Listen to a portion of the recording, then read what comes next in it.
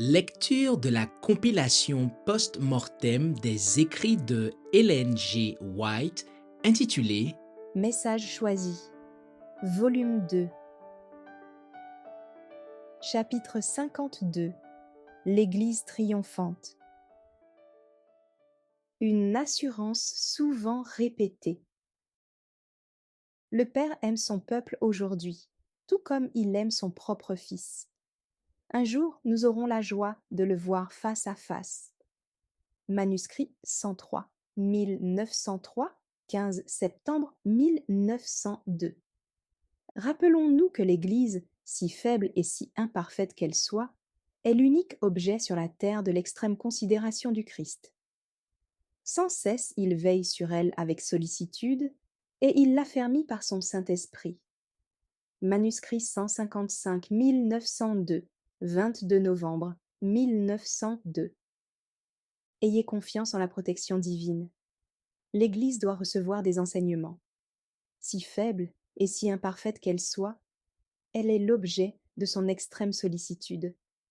Lettre 279, 1904, 1er août 1904.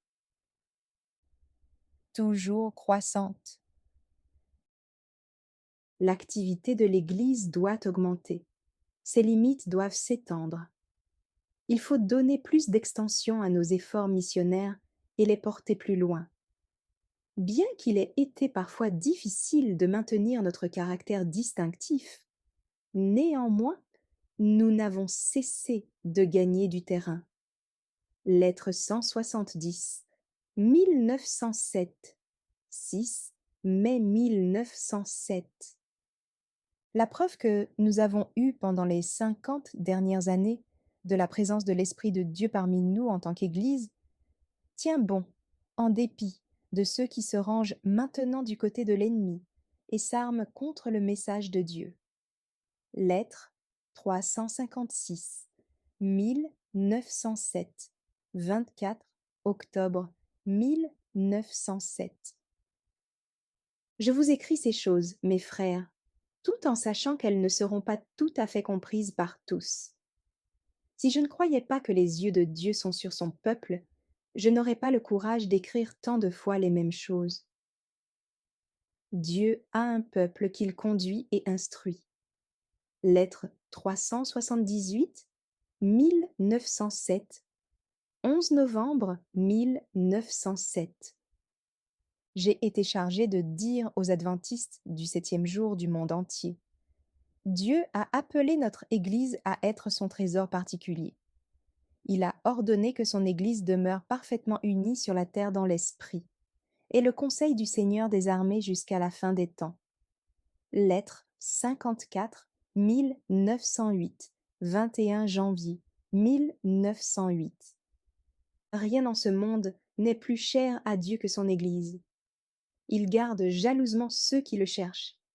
Une chose offense Dieu plus que toute autre.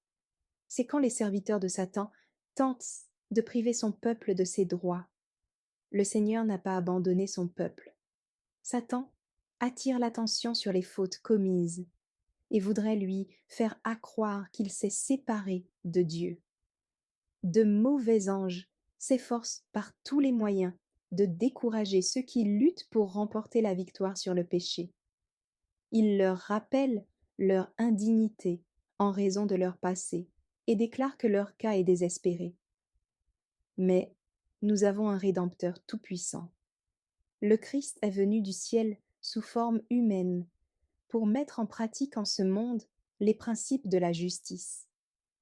Il a été revêtu d'une puissance qui lui permet d'exercer un ministère en faveur de quiconque l'accepte comme Rédempteur, pour secourir ceux qui se sont repentis, convaincus du caractère péchant du péché. Nous n'avons pas un souverain sacrificateur qui ne puisse compatir à nos faiblesses. Au contraire, il a été tenté comme nous en toutes choses, sans commettre de péché. Hébreux 4, verset 15. Lettre 136, 1910. Merci d'avoir écouté cette lecture. Si vous avez des questions ou des remarques sur le thème abordé, N'hésitez pas à les partager dans les commentaires et notre équipe ne manquera pas de les considérer. À bientôt sur lereste.org.